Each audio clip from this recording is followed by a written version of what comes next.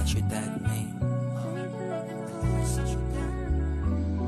Malayo sa syudad, man.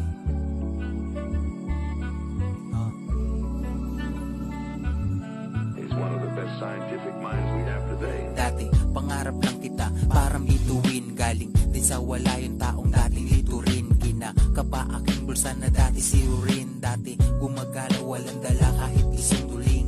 Tamang tambay, tamang text, tapos smoke.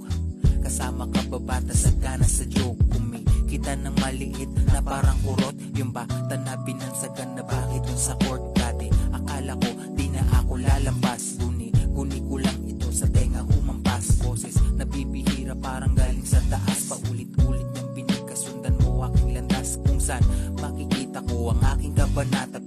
Predict niya sa akin kung saan ko matatamasa. Ang mga kaganapang bibihira. Kahit na mahirap ay pilit ko to na kinakaya kasi malayo sa syudad, man. Malayo sa syudad, man. Malayo sa syudad, man. Malayo sa syudad, man. Malayo sa syudad, man.